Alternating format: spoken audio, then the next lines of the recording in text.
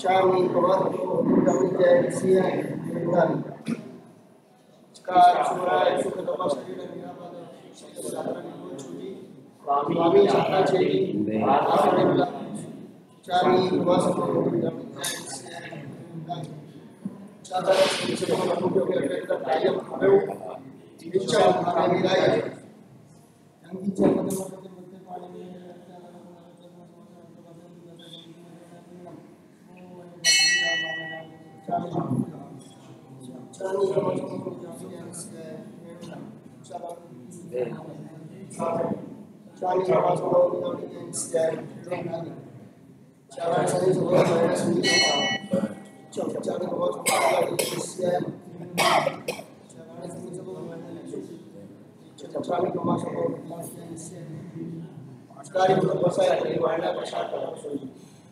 नमो हरिहंतारं नमो सिद्धारं नमो आयर्याय नमो वज्रायणं नमो लोहित सर्वसारं केशवंजल नमोकारो सर्वपावपणासनं मंगलानं च सर्वेशं परमं हवै मंगलम्।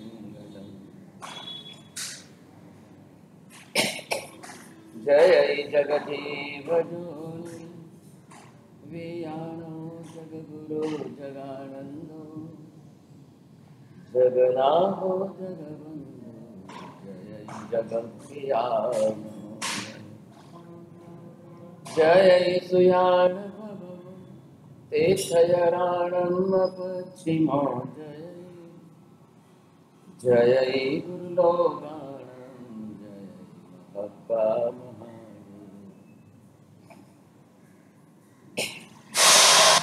सच्चिदानंद संपूर्णं विश्वज्ञं विश्वभावनं शंखेश्वर पुरोतमं पार्श्वनाथं नमामि। सर्वारिष्टगणशायि सर्वाभीष्टार्थदायिनि सर्वलब्धिनिधानं श्री गौतम स्वामिने नमः। श्री सुधर्म स्वामिने नमः। अज्ञानतिमिरान्धनं ज्ञानं जगत्शलाकया नेत्रमुन्मीलितं येन तस्मै श्रीगुरवे नमः।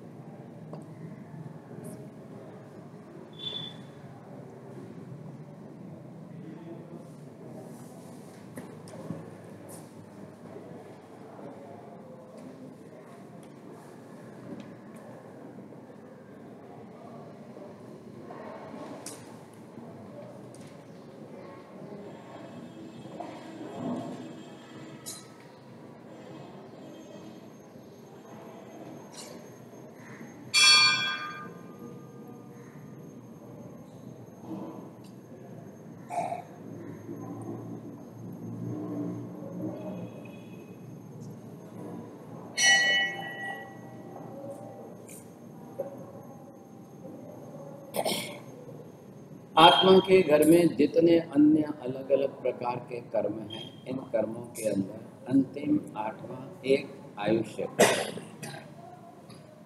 सभी कर्मों के अंदर स्वरूप तो एक शरीफा एक जैसा ही है, कि आत्मा के ये प्रदेश जिस प्रकार के हैं, इन प्रदेशों के ऊपर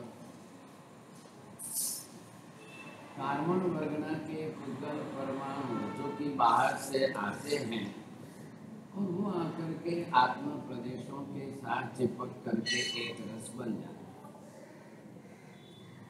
आपने आकाश के अंदर देखा है कि बादल कितने काले बन जाते हैं।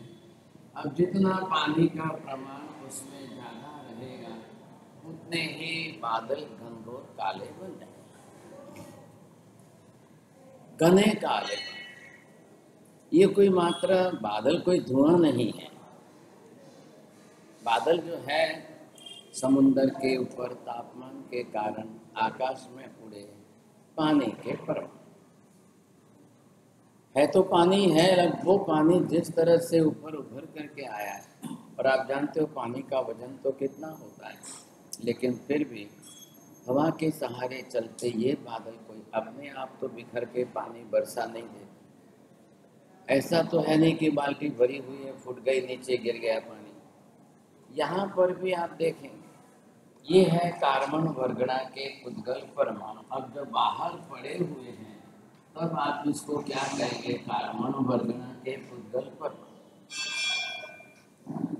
जब आत्मा इसको अपने रागद्वेष आदि कर्म के कसाय के कारण अंदर खींच ले और वो लेकर के आत्मा प्रदेश के साथ एक रस बना ले, अब जाकर के इसको जो है हम कर्म की संज्ञा देते हैं। आप सीधे तरीके से एग्जाम्पल समझिए, घर में डब्बे में आटा है, महिला उस आटा को परात में लेकर पानी डाल करके गूंद करके बांधती, और जब एक गोल आकार दे करके तवे पर सेक करके आपकी थाली में आएगी तब रोटी संज्ञा बनी। पर्याय परिवर्तन, आटे में से रोटी बनी। पुद्गल परमाणुओं के अंदर स्पेशल कार्बन वर्गणा के परमाणु वो जो है आत्मा लेकर के कर्म बना। ये अगर हवामान में बाहर आकाश के अंदर है तो ये तो बिखर भी जाएंगे, तो बदलते भी जाएंगे, ये घूमते रहेंगे साथ। But the particular type of the constitution of this all atomic groups समान गुणधर्म वाले, अब इनके अंदर भी अपनी स्निग्धता का प्रमाण है, तब जाकर के परमाणु का समूह बनता है वर्गणा के। आत्मा अपने राग द्वेष कसाय के कारण लेते रहेगी, बाहर से खींचना है, खुद होकर तो अंदर आ नहीं सकते। ये इंटरनल एटमिज्म जो है, कैसे एटमिज्म के अंदर प्रति क्षण प्रति समय कितना जल्दी होता है। मन एक साधन है, वचन योग एक साधन है, शरीर एक तीसरा साधन है, तीनों को योग कह दिया। योग मतलब क्या? आत्मा के साथ आकर के जुड़ जाए, उसका नाम योग। योग युंजन शब्द से रचना हुई है कि जहां जुड़ना, मिलकर के एक बनना। अब वो मिलकर के एक बनने की प्रक्रिया कैसे होती है? वो मन वचन काया खाली उसके दरवाजे हैं, लेकिन मन होकर के खुद खींच ले ऐसा नहीं। आत्मा खुद राग द्वेष करे, क्लेश कसाय करे, तब जाकर के मन खींचेगा, नहीं तो नहीं खींचेगा। अब दूसरा विकल्प नहीं है, पहला है, दूसरा कोई विकल्प नहीं है। जब जो है ये अपनी तरह से राग द्वेष कसाय के अधीन होगी तभी होगा। आप सामायिक में बैठे हैं, आप राग द्वेष नहीं कर रहे हैं तो ऊपर से नहीं जरा, आप भले ही सामायिक में न भी हो, फिर भी आप समता, क्षमा, नम्रता, सरलता के किसी भी आत्मगुण में आचरण कर रहे हो, तब भी ये कार्बन वर्गणा के पुद्गल परमाणु निकलते जाएंगे, बिखरते जाएंगे। ये बंधे हैं, अब ये निकलना है। बस आप सिर्फ आपको क्या देखना है, ये बाहर निकलना जो है, इसका नाम महावीर स्वामी ने निर्जरा दिया। अब इसमें क्या हो रहा है? ये आत्मा खींच करके अंदर ले रही है, तो ये काम किसका है? राग द्वेष का है। राग द्वेष अपनी तरह से मैग्नेट का काम कर रहे हैं।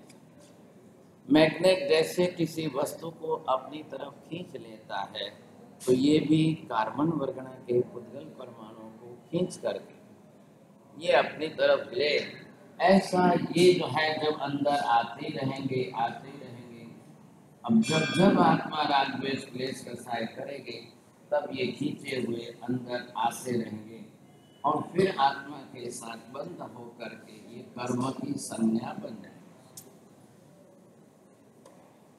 भले ही आपका आटा जो है डब्बे में पड़ा है, 10 दिन पड़ा रहे, 15 दिन पड़ा रहे, महीने भर पड़ा रहे, आटा आटा ही रहेगा, रोटी नहीं बन जाएगी। परंतु जब आप उसको लेकर पानी में डालकर गूंथोगे तब जाकर के रोटी बनेगी। वैसे ही कार्बन वर्गना। अब किसने ये सब ग्रहण कर लिया, अब ये सब जो कुछ बन गया ये है मोहनीय कर्म। अब यहाँ से पार्टिकल्स जो है कितने प्रमाण में जो है जाते जाते जाते जाते इधर आयुष्य कर्म में एक विभाग में आए, यहीं से जाने वाले। कोई नाम कर्म में, गोत्र कर्म में, वेदनीय कर्म में, कोई किस में, कोई ज्ञानावरणीय में, कोई दर्शनावरणीय में, कोई अंतराय में, जिस तरह से जा करके ये अपनी तरह से 8 कर्मों में डिवाइड हो जाते हैं। ऐसे 8 कर्म बनते जाते हैं। बात ये अब एक पोर्शन तो आएगा आयुष्य में, दूसरे कर्मों में जिसमें जितना पोर्शन गया सो गया। अब जिस प्रकार की प्रवृत्ति है, जिस प्रकार की क्रिया है, अगर आप ज्ञान की विराधना कर रहे हो वो जाके ज्ञानावरणी में। आप अगर किसी को दान लाभ आदि के अंदर अंतराय कर रहे हो तो वो जाके अंतराय कर्म बने। क्यों अन्य अन्य कर्मों में जाकर के विभाजित हो रहे हैं? रागद्वेष तो मूल हेतु है। किसी जीव की हिंसा प्राणातिपात भी आपने किया तो भी रागद्वेष की क्रिया ही मूल में, अंदर में रागद्वेष है। तब जाकर के आपने क्रोध कसाय किया और तब जाकर किसी को मारा, तब हिंसा हुई, नहीं तो नहीं हो रहा। बिना कसाय के तो नहीं हो रहा है। अब जब आप कसाय पूर्वक ही कर रहे हो तो पहले तो आपका मोहनीय कर्म बन जाएगा, अब डिवाइड होकर दूसरे में जाएगा और लास्ट में आते आते एक सिलेंडर आपका भर जाएगा। अब ये सिलेंडर आत्मा के घर में जो भी जितना छोटा है उसमें ये परमाणु जा करके इकट्ठे होके भर जाएंगे और ये परमाणु बंद करके एक जार में पैक होकर के आयुष्य कर्म की संख्या। अब जब आप यहाँ से जीवन पूरा करके बिता के जाओगे तब ये आपके साथ चलेगा, आत्मा के साथ। अब जब आत्मा के साथ जाएगा तो जिस जन्म में जहाँ प्रवेश किए शरीर बना लिया नाम कर्म के आधार पर, आयुष्य का काल शुरू। शरीर बनाने का काम नाम कर्म, रचना करने का काम नाम कर्म। माँ रोटी बनाएगी, बेटा खाएगा। बनाने का काम माँ का है, खाने का काम बेटे का।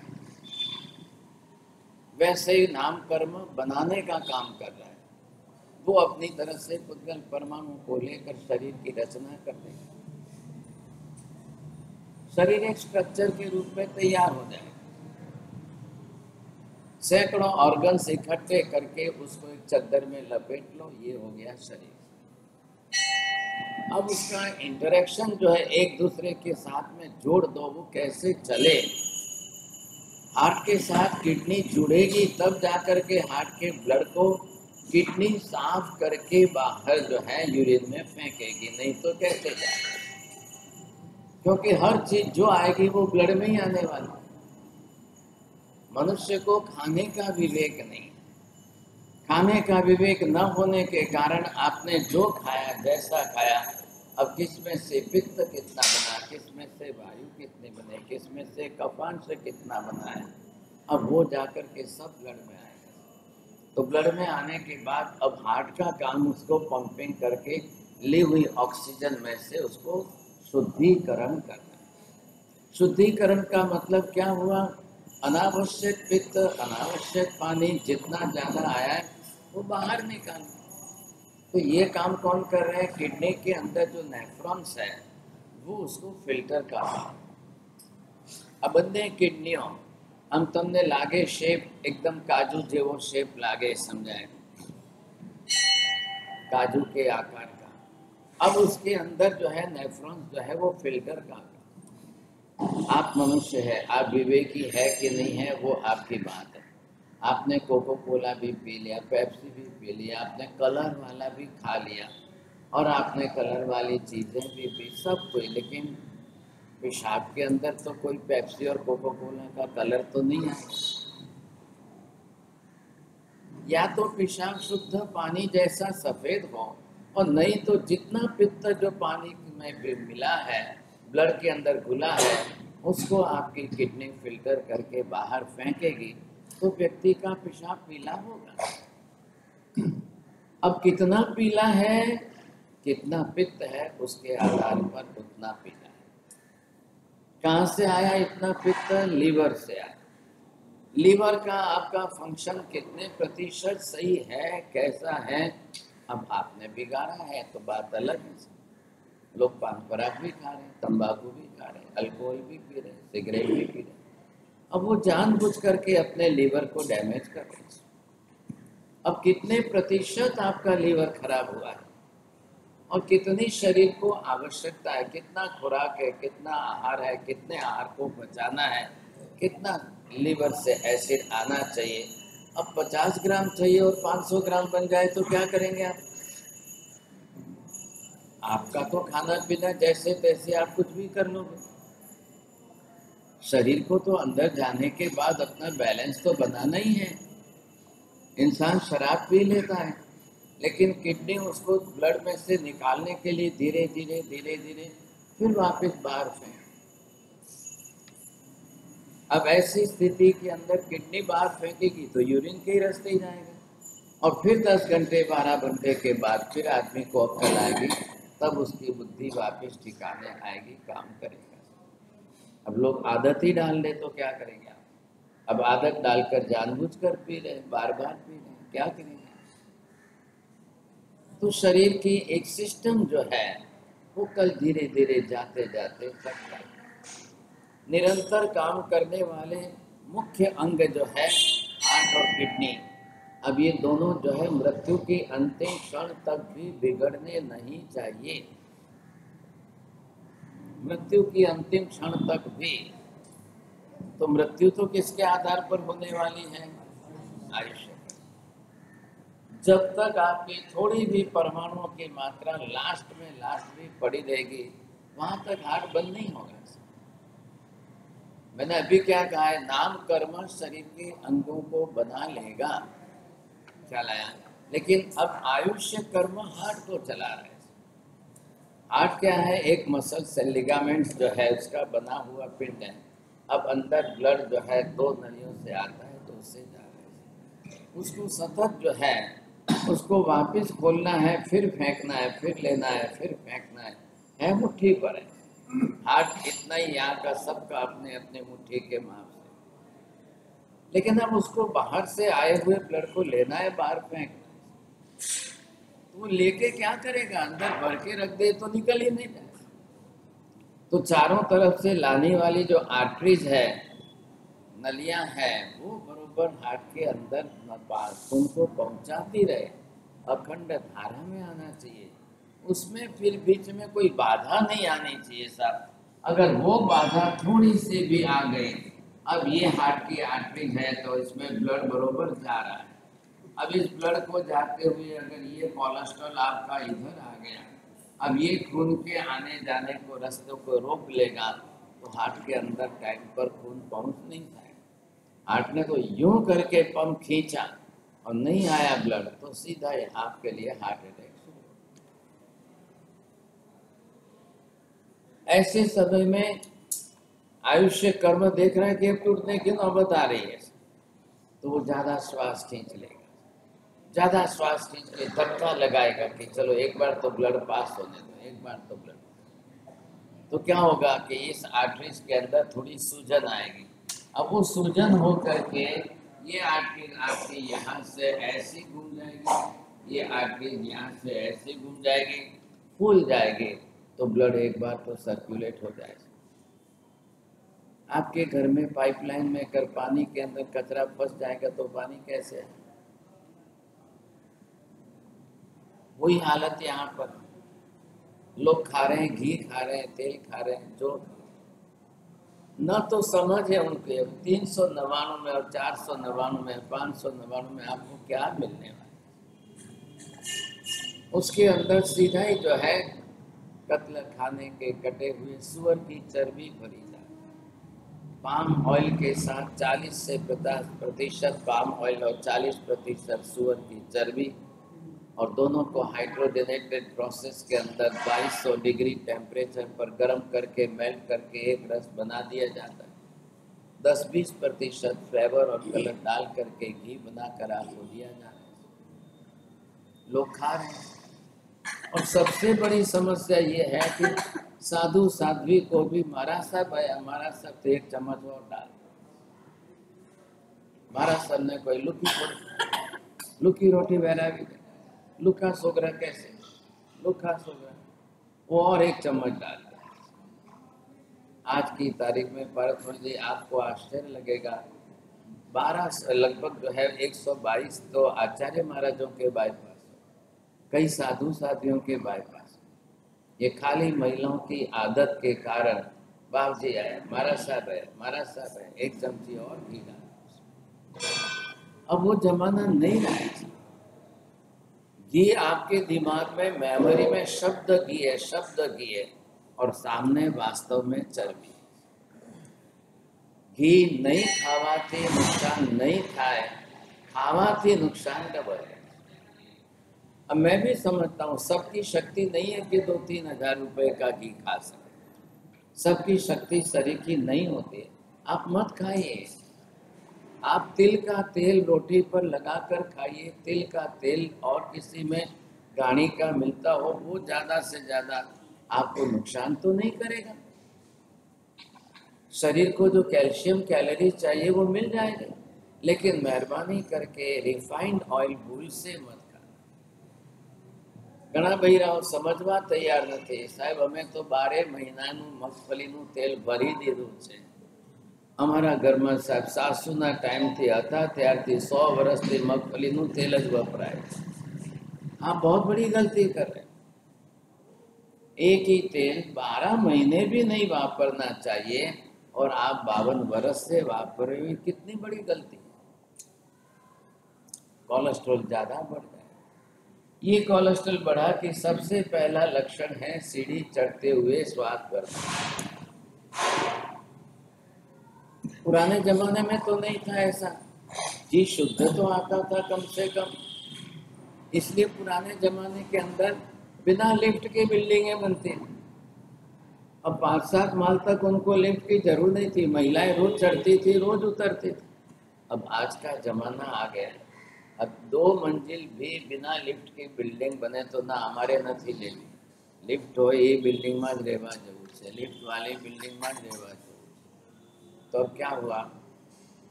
अब वो प्रश्न आपको नहीं रहेगा। लेकिन जैसे ही चलते हुए थोड़े ऊपर आ गए, थोड़ा ढाल भी आ गया, थोड़ा चढ़ने के लिए भी अगर आ गया तो समझ लो आपको हाथ भरने लग जाएगी, सांस भरने लग जाएगी। आपको लक्षण समझ लेना चाहिए कि शरीर में कोलेस्ट्रॉल बढ़ रहा है। अब कोलेस्ट्रॉल बढ़ रहा है तो ये हार्ट की नलियों में अब निकालना कैसे? आप भूल से भी कभी बाईपास कराने की गलती मत करना, कोई एंजियोग्राफी की गलती करना नहीं। सिर्फ अर्जुन की छाल और दालचीनी उबाल करके पीते रहो, आपका काम हो जाएगा, ये कोलेस्ट्रॉल निकल जाएगा। आप बाईपास कराने के 4-5 लाख खरीदने जाओगे और आज जिंदगी के अंदर अभी जो है घी के अंदर 1000-2000 खरीदने को राजी नहीं। आज जो है लोगों को तकलीफ हो रही है। जब शुद्ध घी खाने की नौबत आती है तो नहीं बाप जी, हमारे तो 599 सागर घी आवे छे, कृष्णा घी आवे छे, हमारे तो गाड़ी चाले छे। लेकिन आज 1000-2000 घी में नहीं डालेंगे, लेकिन 5 लाख रुपए एशियाड में जा करके बाईपास में डालेंगे। ये तकलीफ है। 50 साल तक शुद्ध घी खा करके गिनती करो, अकाउंट में हिसाब करो, कैलकुलेशन करो, तो 5 लाख का घी नहीं होगा। आपको खाना कितना है? रोज की 1 चम्मच की 2 चम्मच, 20 ग्राम से 30 ग्राम, 1 से 2 चम्मच का हिसाब करो तो 50 साल में 5 लाख का घी नहीं होता है। लेकिन डॉक्टर के यहाँ एशियाड में जा करके 5 लाख का चेक देकर, एडवांस में दे करके बाईपास करा। आप घी तेल खाना बंद करो। मुंबई का दूध बड़ा खतरनाक जहर है। आप समझो तबेला का आता है, तबेले से खतरनाक है। अब ऐसी परिस्थिति में अगर मुंबई जैसे शहर में जहाँ 2 करोड़ 40 लाख की आबादी है, तो इतना दूध तो कोई मिलना संभव। ऐसी स्थिति में बचना बहुत जरूरी है। अब वो भैंसों को खिलाते ही ऐसा है, भैंसों को खिलाने में एक भैंस को 100 अंडे खिलाए। एक भैंस को अगर 100 अंडे खिलाए तभी वो दूध जाड़ा होता है, गाढ़ा होता है। तकलीफ ये। फिर डिटर्जेंट वाला मिक्स कितना है साहब, कैसा है? अब आपको लगे ना हमें तो हमारा घरનું बनाવીએ છે, हमारा घરમાં बनाવીએ છે, तो स्वाभाविक है घर के अंदर दूध पर मलाई जमेगी तो आप राजी हो जाओगे। घरનું છે। आज कोलेस्ट्रॉल तो एक परिवार में तो सब जने को है, सबको पहले। इतना मंदिर तक चढ़ने के लिए खाली 2 मंजिल चढ़ने की कम शक्ति लोगों में नहीं बची। अच्छा है, अभी ट्रस्टी लोगों ने बहुत चिंता करके समाज के लिए पूरा नीचे ग्राउंड फ्लोर पर गोल्डन मंदिर, એટલે હવે સોનાનું મંદિર થશે એટલે કોઈને અંદર કઈ બાયપાસ નહીં થાય ને કોઈને કઈ નહીં થાય। और धुआं करेंगे, अगरबत्ती 4 जला के आके धुआं करते, और मालूम है कि एयर सर्कुलेशन बिल्कुल नहीं है, इतनी सी ऑक्सीजन नहीं है, इतनी सी भी, और धुआं जाने का कोई रास्ता ही नहीं है। अब 1 करोड़ रुपया और डाल करके ऐसा गोल्डन टेम्पल, ऐसा गोल्डन, अब लोग आकर के साथ बस जमीन के नीचे कांच के अंदर चेहरा देखोगे आप, वहाँ बैठ के माला गिनेंगे आप, और ऑक्सीजन बिल्कुल नहीं मिलेगी। सबसे खतरनाक आज की तारीख में अगरबत्ती, जहरीली अगरबत्ती। मेरे शब्दों पर विश्वास मत रखना, आप सिर्फ जो है तपास कर लेना। ये अगरबत्तियां बनी हैं, इतने जो है उसमें हाईली केमिकल्स जो है, जो सेंटेड केमिकल्स, और लोग सुगंधी लाते हैं, सुगंधे कोई बाप से भगवान जो सुगंध से ही है। तो इधर जाके भगवान को, इधर जाके भैरव जी के नाक के पास से, फिर पद्मावती के नाक के पास से थोड़ी सुगंध आई तो उन्होंने ठा पड़ी कि भाई कौन अगरबत्ती करे, तो बस भैरव जी मोह घरे तो देवा आवे के नहीं। अब ये आपकी अज्ञानता कितनी खतरनाक है, कितनी खतरनाक। शास्त्र ने क्या कहा है पारस मुझे, इतनी अगरबत्ती हाथ में अंजलि मुद्रा में रख करके बस एक जगह पर भगवान के सामने खड़े रहे, और ये देखना है सामने अगरबत्ती जल रही है, धुआं ऊपर जा रहा है, राख नीचे गिरे, मारा कर्मो बळीने राख नीचे पड़े छे અને આત્મા હલવો ફૂલ થઈને ઉપર। हमें धूप घटा प्रगटावी है। अब इतने से एक दोहे की जरूर है, पर हमें कोईस नहीं आवतो तो कोई करे, कोईस नहीं आओ गणपति महात्मा। अब वो बेचारे आकर के भैरू जी को राजी करे। वापसी हम के मैं दिवाली में तो घंटा करने नया राजी किया तो तीर सीधो मोरी। अब की बार पद्मावती को राजी करो, अब की बार चक्रेश्वरी को, अब की बार माणिकभद्र को। राजस्थान भवन में तो यहाँ मंदिर में नीचे भी मारू, ऊपर भी, इधर भी नीचे भैरू जी, फिर उधर ऊपर भी भैरू जी की बावसी। ये कोट वाला ये नहीं हमरता है, थोड़ा के ऊपर मूर्ति वाला। लोगों के मिथ्यात्व को बढ़ाना, लोगों के अज्ञानता और अंधश्रद्धा को बढ़ाने के तरीके ज्यादा। सही सम्यक ज्ञान से जगत वंचित है, लोग बहुत वंचित।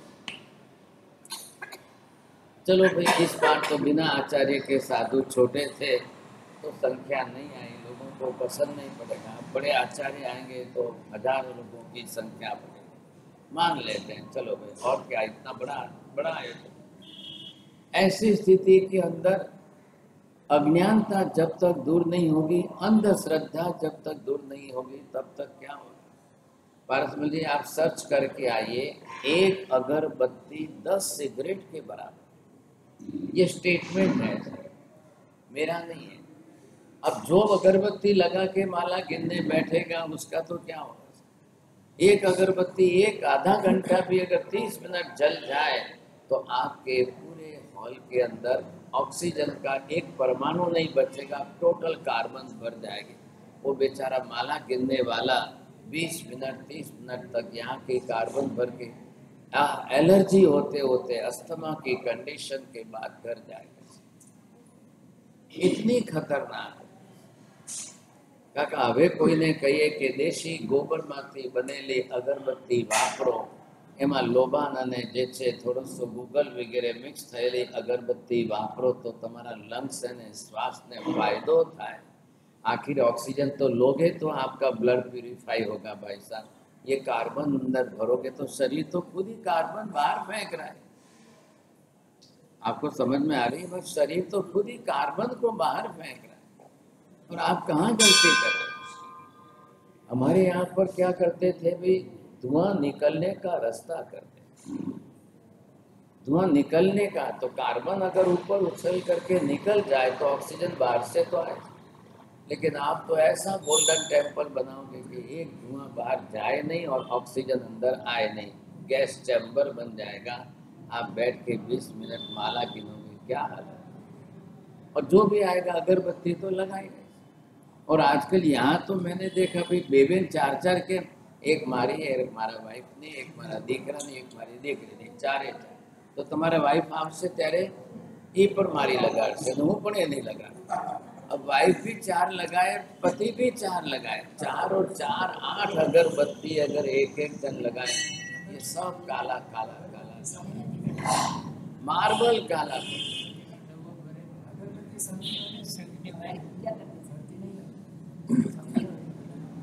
સમજી છે એટલે જ ને ચડાવો બોલ્યા છે, 1.5 લાખનો ચડાવો છે। શું કામ પોતાની લાવીને વાલે ભાઈ? खुद की क्यों लाएगा वो? 1.5 लाखનો चढ़ाओ बोले છે। ढीला लहर है, सबको ना बात नहीं देवानी, 4 तो 4। और कौन बोलने वाला है, कौन कहने वाला? अब ऐसी ऐसी गलत धारणाएं बन गई है साहब, मजे जागेंगे। अब ऐसी ऐसी गलत धारणाओं से क्या करेंगे आप? ये अगर चक्कर चलता रहेगा, किसको समझ में आ रहा है क्या अगरबत्ती क्यों लगाते, कौन सा? सवाल क्या है यहाँ पर आपका श्वसन तंत्र चल रहा है। इधर देखिए, आयुष्य कर्म में से एक एक परमाणु जैसे जैसे निकलता जाएगा, ये है आपके श्वासोश्वास की क्रिया। और इस श्वासोश्वास की क्रिया से जब आप जन्म से लेकर के मृत्यु तक, अब आपका ये श्वासोश्वास जो है, तो यहाँ बालक गर्भ में श्वास ले रहा है, अब यहाँ पर जो है ये इसमें से निकलता है। अब बालक गर्भ में श्वास ले रहा है, श्वास ले रहा है, श्वास चल रही है। अब वो आते आते 9.5 महीने के बाद यहाँ जन्म लेगा सा। अब यहाँ से फिर वापस श्वास उसकी बरोबर चलती जा रही है। तो वो श्वास लेते लेते जितना जीवन जिएगा उसी हिसाब से उसको चलना है। तो ये प्रतिदिन आपके श्वास के अंदर ये परमाणु आपके कम होते जा रहे होते। इधर देखिए अब कितने कम हुए, तो यहाँ तक आपने जब ये मापा, ये हिसाब हुआ आपका, तब आपको पता चला कि हाँ साहब पहले यहाँ से गिनती कर लो, ये 0 0 लेवल, फिर ये 10 20 30 40 50 60 70 80 90 100। अब यहाँ आते आते 100 कतरो लखनऊ पारस में आप हाँ। अब जिसको जितना ला आप मजा 110 अब हो क्यों बस घणो हो। अब जिसको जितना बख्शा करने मर्जी थी, कोई ओसो वत्तो नहीं जीवे। आप अपनी इच्छा से नहीं जी सकते, जितने आपके ये भरा हुआ है उतना ही। अब आप सोच लो, हिसाब चलेगा।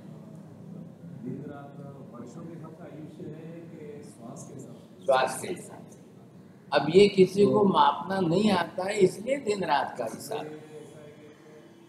और कछुआ दोनों की उम्र एक ही होने के बावजूद एक 15 साल तक जीता है, 300 साल तक। हाँ, तो कछुए के अपना प्रमाण है, वो 1 मिनट में एक बार सांस लेता है और ये 1 मिनट में उससे कोई मतलब नहीं, उससे कोई फर्क नहीं। आपके परमाणु के अब कछुआ जो है वो आयुष्य लेकर आया है 300।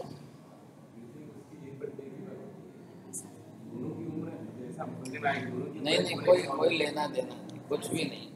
हमारे पास इतनी सूक्ष्मता का गणित करने की न तो अक्ल है, न साधन है वैसे, न कुछ है। अब मनुष्य की श्वास गिनो आप, अभी आप 1 मिनट में गिन लो, फिर उसको 1 घंटे की 60 मिनट से कैलकुलेशन कर, फिर 24 घंटे के 60 के हिसाब से कैलकुलेशन कर लो, करीब 22,000 के आसपास आए। हाँ, तो अलग अलग जिसका जो हो, नहीं जिसका जो हो, कोई बढ़ना घटना कुछ नहीं, जो है सिलेंडर इतना ही। कंपनी ने आपको 15 किलो या 14 किलो या 14.5 किलो का कितना सिलेंडर दे रही है? हाँ, 14.5। अब जो सिलेंडर आपको भर के दे दिया, इनके घर में सिलेंडर 1 महीने चल रहा है, इनके घर में सिलेंडर 28 दिन चल रहा है, किसी के घर में 35 दिन चल रहा है, किसी के परिवार में 15 दिन ही चल रहा है। सिलेंडर वही है, 14.5 केजी, प्रमाण भी वही है। अब इनके घर में 10 मेंबर हैं, इनके घर में 7 मेंबर हैं, इनके घर में 4 ही मेंबर है, ख्याल आया कि नहीं? तो अब रसोई कितनी होगी? इनके घर में है तो 4, लेकिन मेहमान आते हैं तो जितनी बार आवे એટલે શેઠાણી ચા तो बना। अब ये चाह का जहर तो ऐसा, हूँ एकलो केम भरूं, તમે ભેગા મારી आओ चा पियो ने। હવે तो સામેથી જ કે છે બૈરામ, એક ચા પીવા અમારે ઘેર તો આવો ને, કોક દાડો તો તમારા ઘરની ચા તો પીઓ। હવે આ જ નાટક ચાલે છે।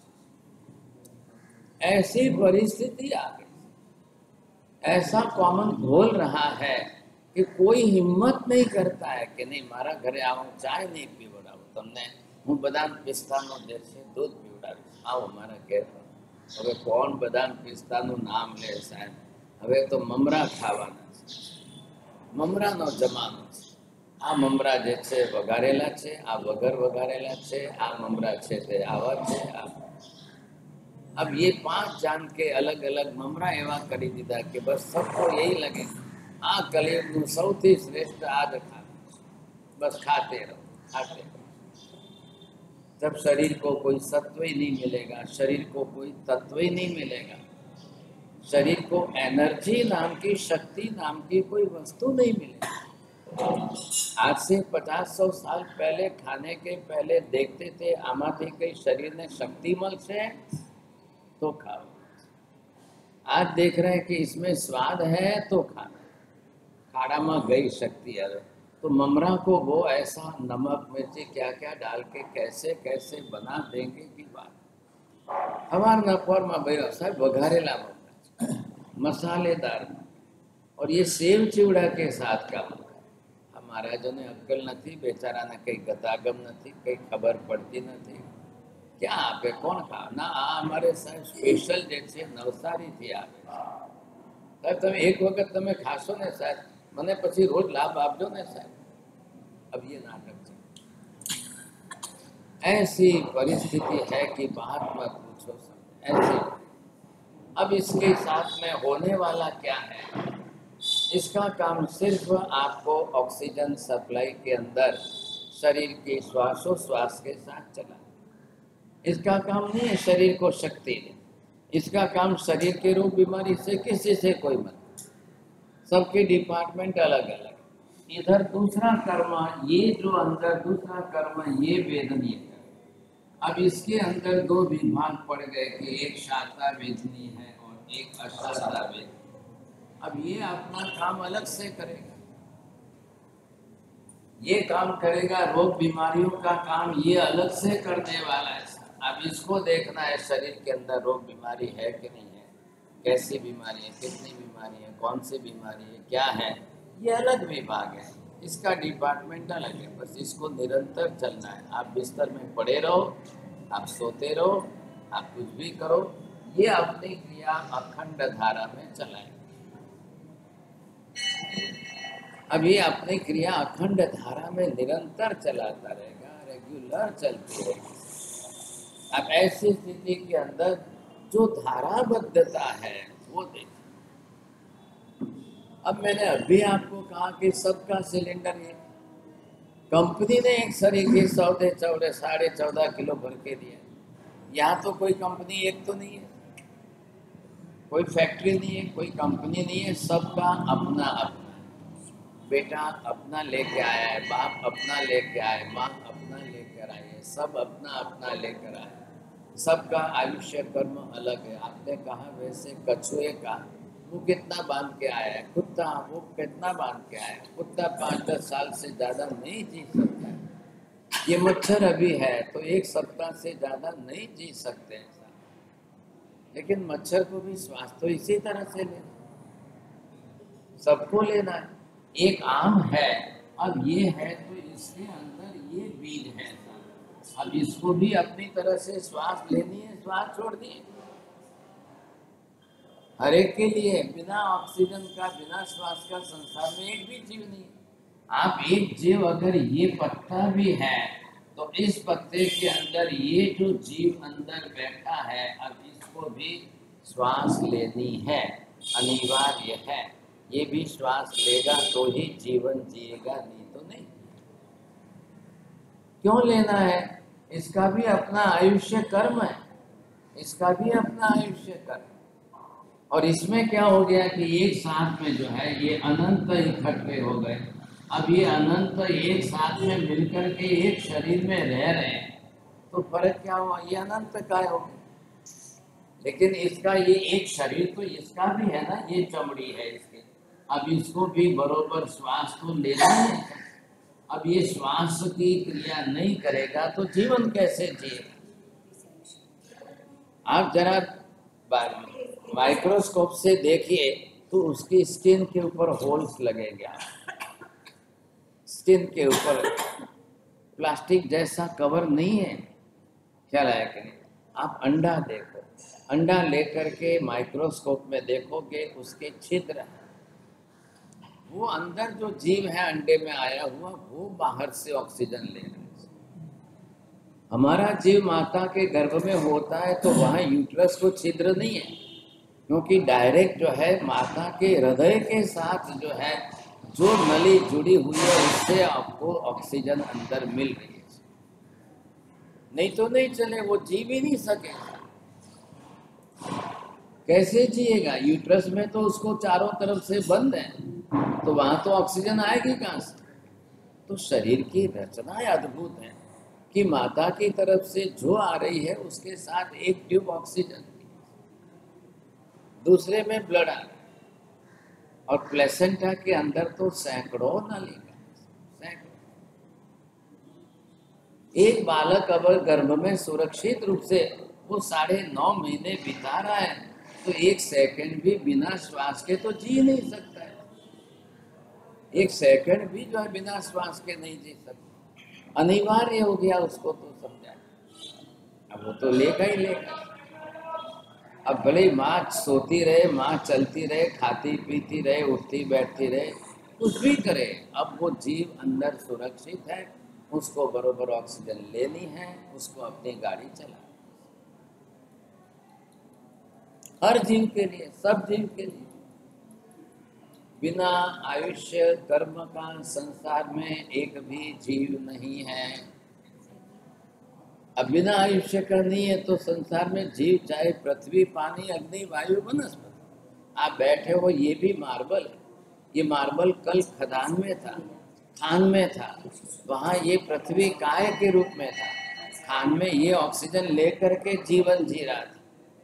अब उसको खान में से निकाल दिया, अब उसके स्लाइस कर दिया आपने, ये आधे पौने इंच का आपको यहाँ पर बैठा दिया। अब इसको घिस फिस करके आपने कर दिया, इसमें से जीव चलेगा। कितने जीव थे?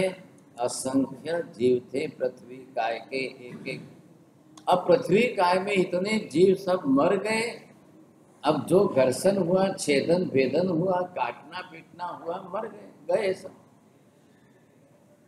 अब क्या है, अब उनका कलेवर पड़ा है, शरीर पड़ा है। अब कोई नए जीव आकर के उत्पन्न होने नहीं है। अब वापिस इसके अंदर कुछ भी नहीं होगा। ऐसी स्थिति में सबको जीवन जीना है, अपना अपना आयुष्य। आज अभी जाके सिमंदर स्वामी को पूछो, हे भगवान, वनस्पति कायमा जीव मैक्सिमम કેટલા વર્ષોનું આયુષ્ય લઈને જીવે? પૃથ્વી કાયમાં મેક્સિમમ જીવ કેટલા વર્ષોનું આયુષ્ય લઈને જીવે? अफ्रीका के घने जंगलों में चले जाओ तो हजारों साल के तो पेड़ आज खड़े। અહીંયા कबीर वड जे छे नर्मदा के किनारे, वो 750 वर्षों से तो आज है। ख्याल है कि नहीं? ऐसे ऐसे पेड़ हैं कि इसका एक तने का भाग इधर और एक तने का इधर, बीच में से बस निकल रही है, गाड़ियां निकल रही है, उससे उसको क्या फर्क पड़ता है?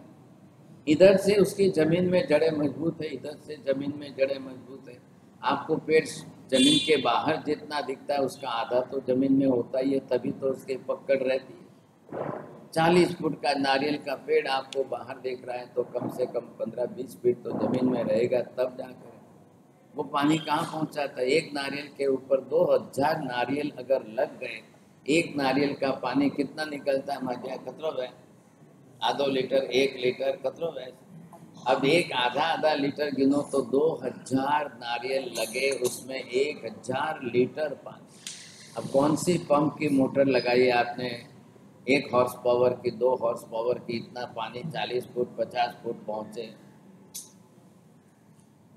कुछ नहीं है भाई साहब। वो जड़ें अपनी तरह से जमीन में से जो पानी खींचती है, अब उसके कर्म के अनुसार उस पानी का वर्ण, गंध, रस, स्पर्श सब बदल करके उसमें कितना मैग्नीशियम और कितना पोटेशियम और कितना इकट्ठा करके नारियल का पानी बनाया। तब जाकर के इस पेड़ के ऊपर इतना जो है ये पानी जो पहुंचेगा और इकट्ठा होगा, समझेगा, अब उसका प्रमाण। तो उसमें एक एक में जीव है, एक के एक में सबके अंदर अपना अपना जीव अलग अलग है।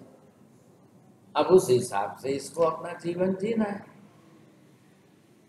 तो बिना ऑक्सीजन के ये भी नहीं रख सकता है, बिना ऑक्सीजन के ये भी। हमारे शरीर में खून बह रहा है तो इसके शरीर में पानी तो है ही। अब ऐसे संसार के अनंत जीव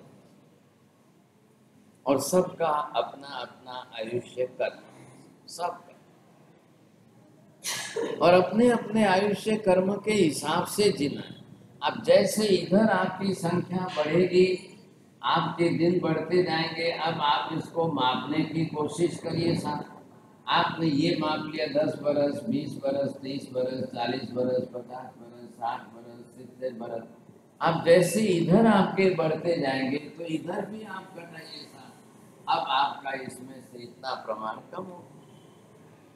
रोज हमें चाह दूध बनाओ ने रसोई करो तो सिलेंडर में गैस ओसो नहीं है से। अब सिलेंडर में गैस बढ़ता जा रहा है, अब भरेगा नहीं, नया नहीं भरेगा। एक बार जब तक ये खाली नहीं होता है, मतलब थोड़ा सा भी जो है लास्ट बॉटम तक नहीं आता है, वहां तक नया नहीं। बૈરા હોશિયાર છે, તમારા ઘરમાં સિલિન્ડરને ઊંધું કરશે, આડું કરશે, ગરમ પાણીમાં રાખશે। अरे मेहमान आया છે, चाय तो बनी जाए, चाय तो बनी जाए, इतनी सी जरूर। वो चाय अधूरी रह गई तो मुश्किल हो जाए। वो कैसे भी करके सिलेंडर को इधर उधर करके चाय बना। आप क्या करोगे? आप ले जाकर हॉस्पिटल में रखोगे, वेंटिलेटर लगाओगे, थोड़ी सी जो है ऑक्सीजन सप्लाई करके धक्का लगाओगे। अब धक्का लगाने से कोई इसमें ऑक्सीजन नहीं तो भरती नहीं है, अभी कोई नहीं करेगा। आप બધા प्रयत्न कर। आप डबल सिलेंडर लगा से पाइपलाइन से ऑक्सीजन दे दो। अब खाली नहीं हो गए से 10 सिलेंडर लगा दो, लेकिन क्या होने, कहाँ से हो? अभी ऑक्सीजन नहीं भरेगी, अभी आपका नया आयुष्य नहीं बढ़ेगा। अब पहले ये खाली हो, अब नया भरेगा, नया आप इधर आकर के भरोगे, तब फिर वापिस अगले जन्म के लिए नया आयुष्य। जे आयुष्य અહીંયા બાંધશો એ હવે તમે આવતા ભાવમાં લઈ જશો। હવે બીજે જ્યાં જેને ઉત્પન્ન થાવ ત્યાં ફરી હવે નવેસરથી નવું આયુષ્ય ચાલુ। आपका सिलेंडर खाली हो गया, कंपनी को वापस लौटा दो, बीजू कंपनी भरी आपसे तमने, फरी कालथी तमारा घरे बीजू चाले। सबको भरना है, सबको अपना अपना भरना है। आप ये मत सोचिए कि गर्भ में आया है तो माँ जो है अपने ऑक्सीजन से उसको भरती जाए, कुछ नहीं हो सकता। ऑक्सीजन मिलती भी हो, लेने वाला तो चाहिए कि नहीं। जब ये जैसे ही समाप्त तो हुआ और शरीर छोड़ के जब चला जाएगा साहब, तो अब आप बाहर से जो है वेंटिलेटर से आप कितना भी फोर्स करोगे, कितनी भी ऑक्सीजन सप्लाई करो, अब अंदर ही लेने वाला नहीं, कोई नहीं है। अब अंदर खेल खत्म हो गया। तो जब तक आयुष्य वहां तक जीवन है, हमने आयुष्य के आधार पर जीवन की व्यवस्था कर। अब इतनी सूक्ष्म प्रक्रिया की हमको मापने नहीं आती। कौन मापेगा साहब? 1 कलाक में तुम्हारा श्वास કેટલા થયા कौन मापे? 1 कलाक कोई श्वास मापने बैठते हो आप समझे के? अब क्या करोगे? तो पूरे दिन भर का तो चल ही रहा है। अब आप 100 साल जियोगे तो आप श्वास तो मापोगे कितना, कौन मापने वाला? चलता ही जाएगा, चलता ही जाएगा। अब जो सिस्टम हमने बनाई है कि जितनी श्वास आपकी चलने वाली है, अगर कभी आपकी ज्यादा होगी तो कभी कम होगी, तो बैलेंस वहीं आके रुकेगा, बैलेंस आपको वहीं रुक जाएगा। कभी आपको चढ़ने का मौका आया तो कभी सोने का मौका आ गया, तो हो गया बैलेंस। अब हर व्यक्ति सोता तो है ही, अब 5 घंटे सो कि 7 घंटे सो कि जो भी जितना सोना तो अनिवार्य है। तो शरीर अपना बैलेंस करके अब कब वो नॉर्मल करता है, बात वहीं आकर के रुक जाए। ऐसी स्थिति के अंदर आपके श्वास की धारा जो चल रही है, प्रमाण जो चल रहा है, बहुत साइंटिफिक सिस्टम है, बहुत अच्छी साइंटिफिक मेथड। अब स्थूल गणना से हमारा कैलकुलेशन और माइक्रो कैलकुलेशन जो अंदर हो, तब आपको पता चले। अब फिर ये जीव को बांधना है साहब। ऐसे करते करते अब आप आते ये लास्ट कक्षा जो आपके आ रही है, अब ये 100 बरस आपके होने वाले हैं। तो आप यहाँ से आए हुए, अब इसमें इस लास्ट पीरियड के अंदर आप कभी भी सावधानी बरत लेना कि कब जो है अब नया आयुष्य बंद होने के चांस ज़्यादा है। जब यहाँ तक पहुँच गए तो अब ये कितना रहा है आपके पास, अब यहाँ फिर कहीं फिर बांधोगे तो ये सिलेंडर तो गया था, ये सिलेंडर आपका गया, अब नया सिलेंडर। आप कभी सिलेंडर पर आपका नाम लिखकर नहीं रख सकते हो, नहीं आ ले जाओ तो पाछू मने आज आपजो, हे माझा नावाचा लिहिलेला आहे, तुम्ही परत मला हे जाणून द्यायचं, તમારે શું લેવા देवा છે, તમારું છે કઈ એમાં કંપનીને બનાવે, कंपनी का अपना हिसाब मांग, आपका कुछ भी नहीं। आप सिलेंडर के हकदार नहीं हो, गैस के हकदार। आपको तो गैस वापरने से मतलब है, सिलेंडर पर नाम लिखने से कोई मतलब नहीं। कार्बन वर्गना के पुद्गल परमाणु है, वही तो लेकर के आपको इकट्ठे करने। दूसरे कर्मों में भी वही है और आयुष्य में भी वही है, कोई फर्क नहीं। यहाँ सब गैस अलग अलग है, एलपीजी अलग है और कैटनिक अलग है और मीथेन गैस अलग है, वो नाइट्रोजन की गैस अलग है, ये गैस सब अलग है। तो फ्लेमेबल कौन होने वाली है? आइदर मीथेन गैस जो है वो फ्लेमेबल हो सकती है, या ये एलपीजी है तो ये फ्लेमेबल हो सकती है। आग पकड़ने वाली मतलब अग्निकाय के जीवों को भी उसका आहार मिलेगा तो शरीर चलेगा, नहीं तो नहीं चलेगा। बात इतनी। शरीर चलाना है, आपको जीवन चलाना है। अब इस स्थिति के अंदर ये जो आयुष्य है, अपनी तरफ से आयुष्य जिस तरफ से चल रहा है, रनिंग चल रहा है, सुरक्षित रखो। कोई भी जीव अपना आयुष्य तोड़ने की नौबत नहीं करता, सिवाय एक मनुष्य के। पशु पक्षी भी कोई सुसाइड नहीं करता, कोई पशु नहीं, कोई पक्षी नहीं, कोई सुसाइड करके नहीं मरता है। देवता तो मर ही नहीं सकते, नरक के नारकी जीव तो आत्महत्या करके मर ही नहीं सकते। अब 4 गति में से 3 का तो सवाल नहीं है, तो चौथा बचा अकेला मनुष्य ही है। अब मनुष्य जा करके अपना आयुष्य खुद तोड़े, खुद तोड़ करके मरे। आपको यहाँ मरना है कि यहाँ मरना? जब नेचुरल मृत्यु आपकी 100 पर है तो आप पहले क्यों मरते हो? હવે માજે કે ના માં તો વધારે જીવનઈશ કોને કોઈ કોઈ તકલીફ है बासा घरे वाली है रोज आराम से रसोई करे दे रही है, वे कह रही है कि थे तो जैन वटी टिफिन को मिले तो ही पासा के मारे तो घरे तो जानो। अब ये परिस्थिति है, सबका अपना अपना आयुष्य। बहुत साइंटिफिक तरीके से आयुष्य कर्म को समझने जैसा है। मैं तो प्रयत्न कर रहा हूँ थोड़ा थोड़ा सिखाने की कोशिश कर रहा हूँ। कल भागशाली रविवार है और कल एक पुस्तक का विमोचन का कार्यक्रम रखा है।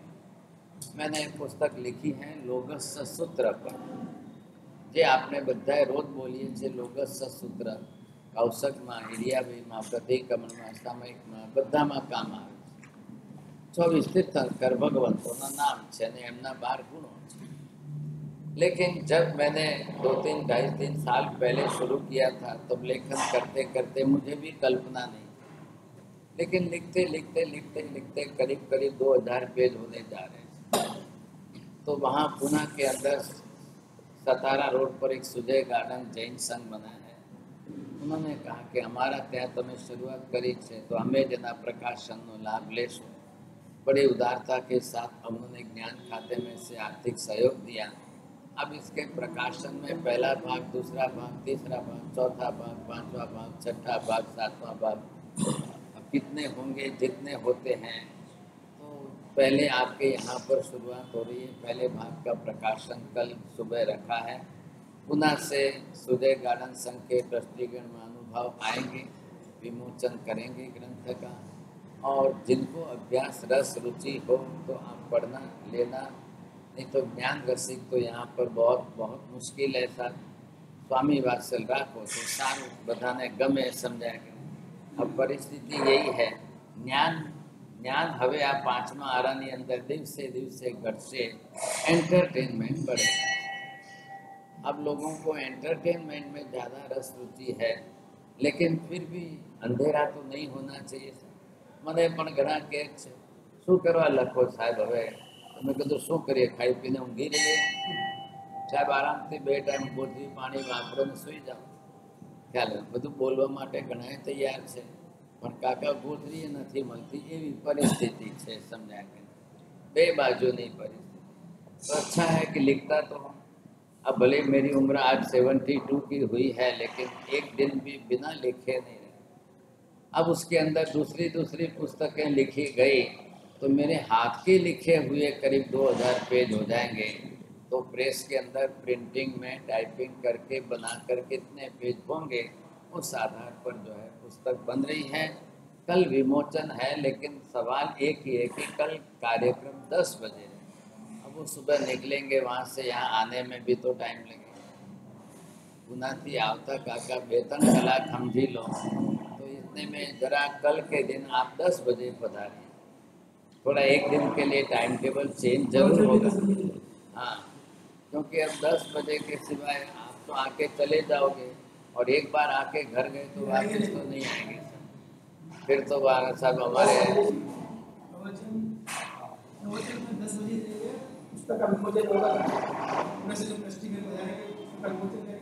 हम सभी को 10 बजे ज़्यादा मात्रा में अपने आवश्यक वस्तु सबको लेके आए ताकि मालूम पड़े कि यार आपका तो ढोल बाजी आता है। बहुत अच्छा, बहुत बढ़िया। कन्या उचरव है कोई आपको माझियार एक 12 व्रत उच्चरने में कोई है और भाग्यशाली एक ही माझिया है बीजा कोई हाँ 12 व्रत का कल जो है हाँ आज भी कोई वो राजीव बादशाह हमारी ना नहीं अपने पुरुषों में कोई 12 व्रत उच्चारण करने वाले कल आएंगे तो सुबह 12 व्रत का उच्चारण हो जाएगा 10 बजे के पहले ना 8 बजे 8 बजे हाँ हाँ सवार में 8 वागे राखिए व्रत उच्चरता हो तो राजू हाँ पण હવે મેં કીધું કે આ સંઘમાં ભાગશાળી સ્વામી વાત્સલ્ય સિવાય બીજો રસ્તો જ નથી તમે વ્રતધારી છો બરોબર છે પણ હવે કોઈ કરતા अरे કોઈ कोई જે व्रत उच्चारेला છે तो ठीक है पर नवा जिले में व्रत उच्चारवा होए तो कल सुबह 8 बजे लेकिन नाम लिखाओ पेड़ी पे तो साथ से आप लोग बोले कि भाई इतने नाम आए हुए तो व्रत उच्चारेंगे तो कोई आएंगे नहीं तो भी मतलब नहीं है એક એકલા પારસમલજી પણ કોને એ એકલા કહેતા હોય તો હું વ્રત પા ઉતરા बाहर तो मेरे को उच्चार गया કન્યા ઉતરાવ देव के जी में उच्चार गया બોલો કોઈ હે બોલો तो है भाई बोलो આપ બધા મળીને તમે બધા મળીને પારસમલજીને પ્રભાવના આપજો भावना ने जरूर नहीं सर કોઈ કરો માજે બોલો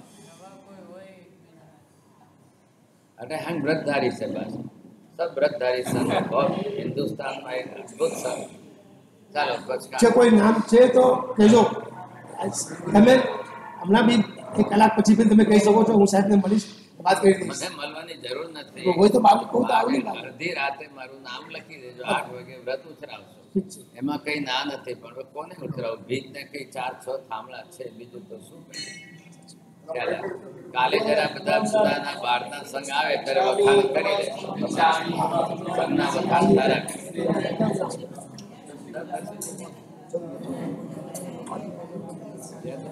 ખાવા આપણે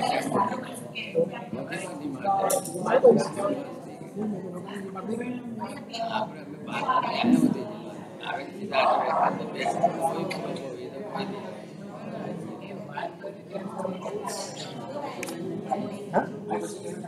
આંગો લખ્યું હે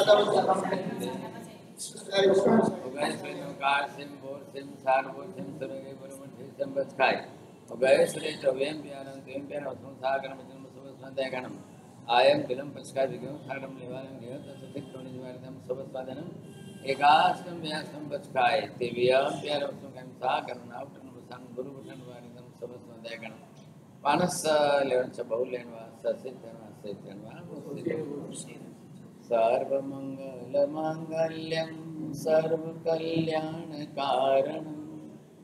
प्रधानम सर्वधर्माणां जैनम जयति शासनम बोल जिनका